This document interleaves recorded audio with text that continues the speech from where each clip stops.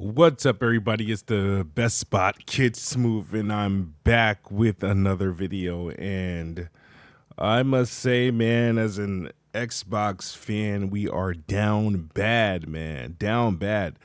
Good morning to you guys, or good evening if you're on the other side of the globe. Man. So, Xbox, obviously, the dust is settled. They closed 4 studios. 4 of them are on this list. We have Alpha Dog Games. I think they're gone. They made Mighty Doom, the mobile game. Roundhouse Studios has been absorbed by ZeniMax Online. Tango Gameworks has sadly shut down. The makers of Hi-Fi Rush, Ghostwire Tokyo, Evil Within. Wow. And Arcane. Now, Arcane technically is still around, but their secondary studio, Arcane Austin, the makers of Redfall and Prey, they're sadly gone too. Now, everything Xbox tells us has been very, like, you can't take anything Xbox says clearly. You can't take them for their word at all. That's why nobody believes that they're just sending just 4 games to PlayStation, and why we believe all games are going to PlayStation and Nintendo. It's why we can't believe them when they say games like Hi-Fi Rush was a success or a breakout hit, or when they tout these big numbers for some of their big games of how many people are playing or how many unique players the game has had to date. Because if you did, other moves wouldn't really make sense. I mean, think about it. Hi-Fi Rush was a shadow drop in January, one of their highest rated games in a long time. They celebrated 3 million players. They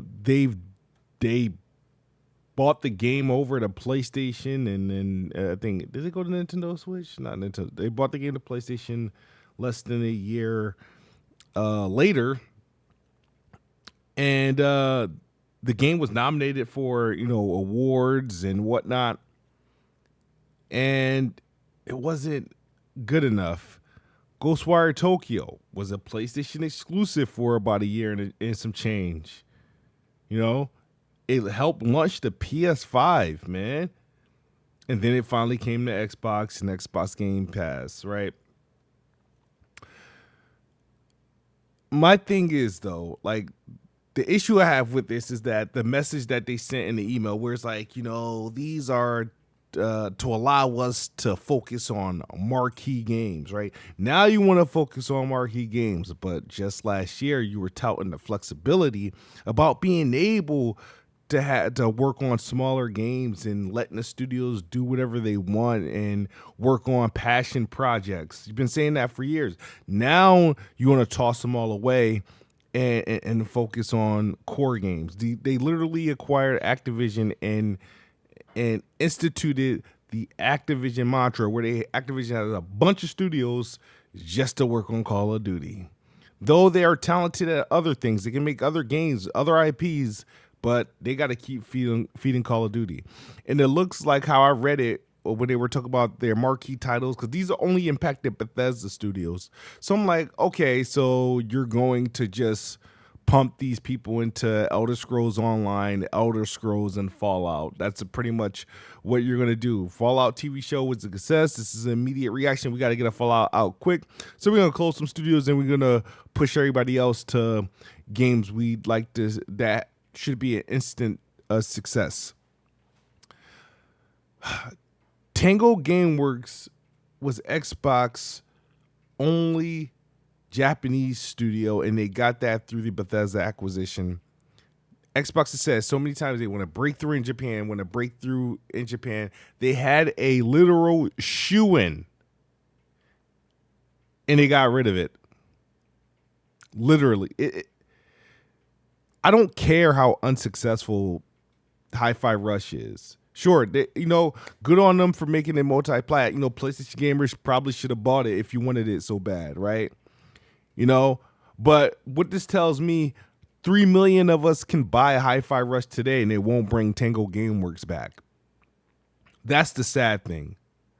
The thing about money and these corporations is that money always has to come in, right? Like there's never enough. There's never enough.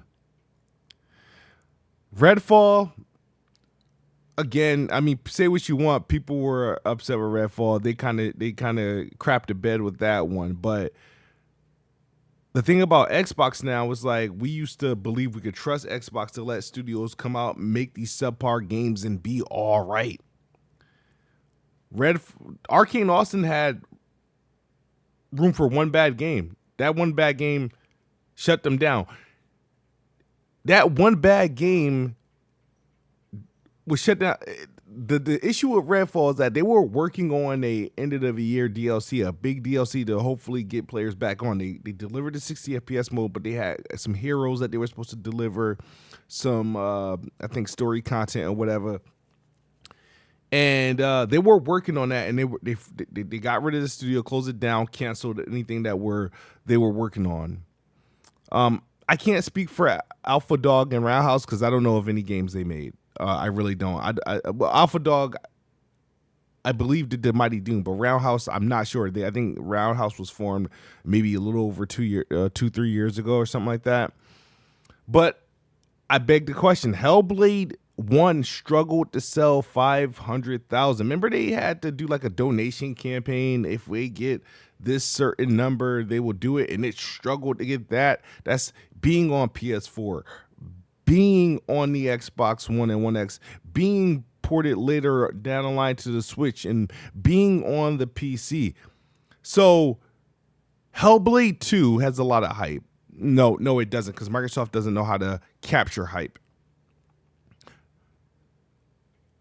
Hellblade needs to eclipse the first Hellblade. It has to sell 1 million more. Hopefully the way they talk, hopefully they budgeted appropriately, considering you only shipped 500 to 600,000 copies of the first game. You would think a successful run with this one would be 1 to 1.5 million, double up, maybe double up on what you did the first game, maybe triple up on what you did the first game. It's not a lot. 2 million, if you do that, should be successful. But my fear is they gave Ninja Theory a lot of time. They gave them a brand new studio. They moved their studio.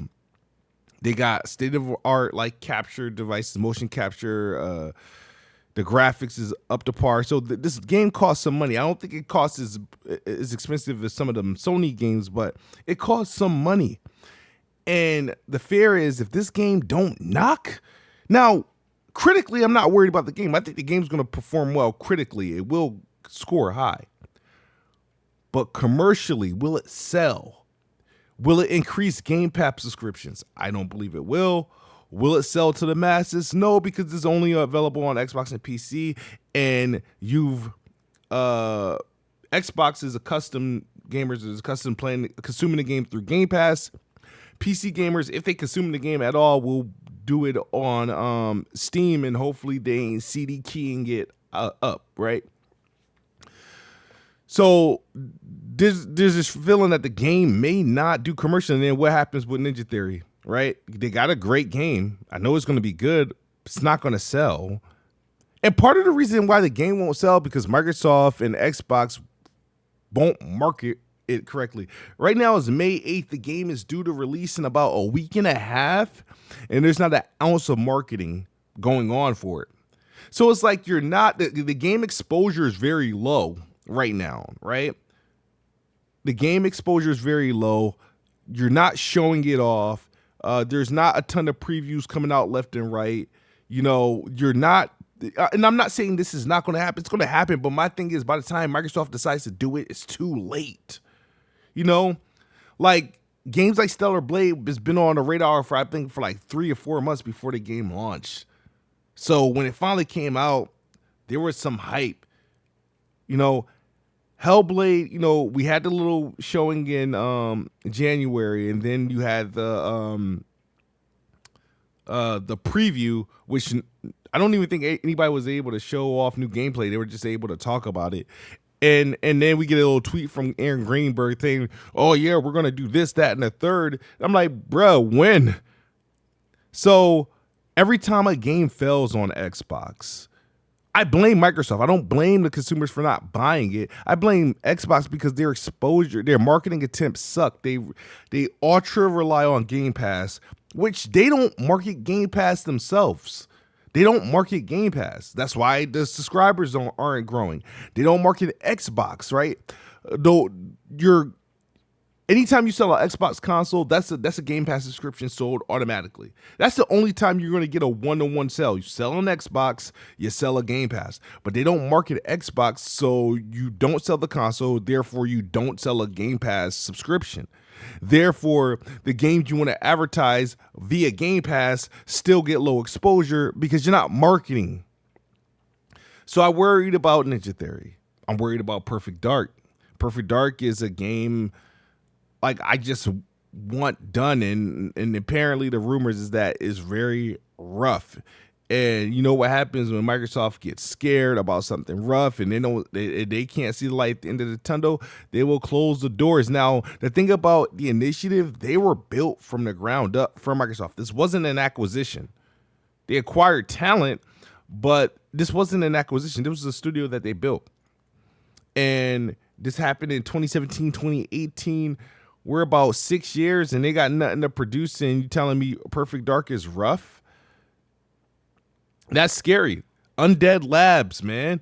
They haven't made a quality game. Now, people love State of Decay. They have their thing, but their games typically come out rough. I'm sure this one, hopefully they do things right. But the thing that I find out when Microsoft gets very ambitious with like mid-tier devs and mid-tier games, it usually launches in disaster. So I'm really disappointed in Microsoft and Xbox and their ability to like just deliver. They're a walking disappointment, and we're down bad. I'm gonna say this: we're down bad as a fan base because I'm a core Xbox fan. I identify myself as a hardcore Xbox fan. I love the Xbox platform, love the ecosystem, love playing. Thank you. Love playing on the games and Game Pass and whatnot. I love it. But we're in a state of delusion. There's a lot of Xbox fans that believe like, oh, the closure of these studios was necessary because to make games better, bro. I thought acquiring Tango Gameworks was the best thing for Xbox. You got a foot in Japan. You got these new IPs that you didn't have before. These games are going to Game Pass to diversify your portfolio. Now you're getting rid of the added value. So people like are buying into this message that Microsoft is selling. People actually believe these moves is making room for another acquisition. You really want Microsoft buying someone else after this? People like are now like, oh well, I didn't like this game. Oh, the studios didn't sell. They gotta go. Like, why do you care about? Like, it's one thing to care about people performing and doing work. At the end of the day, I feel like most of the time I spend my time in consumer mode. And when I'm in consumer mode, I mean, I care about what are you putting out that benefits me? Like, I care about the work you're doing because it benefits me. When Microsoft closed down studios, it's a deterrent. That means that's one less game or one less IP I'm less likely to see on my platform in the future.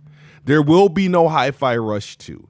There will be no Evil Within 3. There will no be Ghostwire Tokyo 2.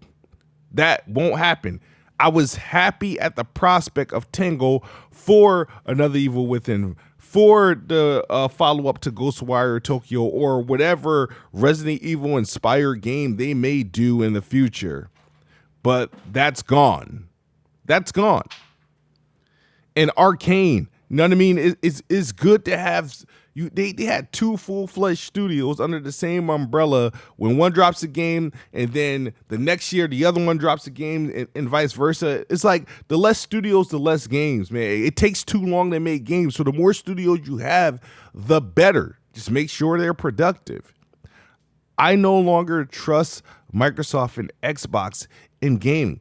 Will I still play on the Xbox? Yes, I absolutely will. Will I still remain subscribed to Game Pass? Yes, I will. I will, in the future, I like to build up a super powerhouse PC to sort of migrate my gaming over, but there's still a lot of value in a console for me until Microsoft find a way to virtually take the entire console experience and put it on a PC at PC fidelity. Then, I'll be like, okay, then I can put the Xbox in the closet and fully game on PC. But I no longer want Microsoft to acquire anyone. The Xbox isn't the Xbox. They're no longer doing exclusives. They're no longer doing don't expect any third-party exclusive on Xbox or timed exclusive. It doesn't make sense. Why put a timed exclusive on Xbox when the Xbox won't even give themselves a full-fledged exclusive from their own first party?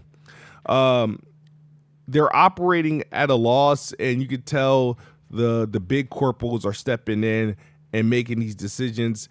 It doesn't feel cool anymore what Xbox is doing. It just doesn't seem fun. That's why I'm not looking forward to these showcases and all that. There's no hype. There's no energy.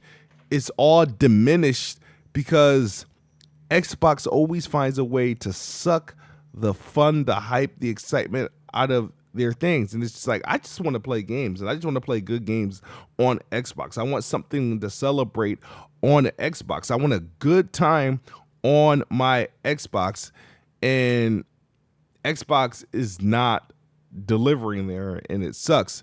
And to all the core Xbox fans who think I'm a pony bot or I'm a fake Xbox fan because I'm not happy with the things they do and how they do it, and I think that they fail at things. The things I think Xbox fail at are completely obvious. If you think I'm a bad person because of that, then that's on you. I don't care. You know what I mean? And to all the people that believe I need to buy a game, it's my fault that Xbox is going through this because Xbox decided to sell me a Game Pass subscription. They promised me brand new games in that subscription for a monthly fee. Why do I need to screw myself by buying $70 games if you're going to give me those same games in a subscription for $17 a month? And I had not only those games, but I still have access to the library. No, Game Pass is still one hell of a deal. Don't get rid of it. It's not a problem. It's Microsoft's fault for not maximizing their revenues. They didn't think thoroughly. It's not my fault they gave me something cheap, Nobody should be ashamed. So even through this, you're not going to bully me into buying a game over playing it in Game Pass. If I like the game and feel like it deserves a purchase, I will purchase it. I'm not afraid of buying a game. Hell, I gift games. I think I bought 4 copies of RoboCop. I love that game so much. I downloaded 4 copies. I bought one for myself and gifted 3 others. So I will do that for games if it's that good. But if I'm just playing it and it's there my subscription that I'm paying for each month, I pay for 2 Game Pass subscriptions, one for me, one for my kids, because I game share with Addict and I don't technically game share with them, so I pay for a separate Game Pass account for theirs. And I don't mind that. So that's my thoughts. I know this video is a bit long-winded. Let me get out of here. Thank you guys for listening. I'll see you guys on the next video. We're going to have Tim Dog on the next Playing Xbox podcast. That should be going out on Friday. And let me guys know what you think. Xbox is the best box. So it sounds so weird saying that. I am the best bot, though. Good night or good morning if you're on the other side of the globe. I'm out of here. Peace.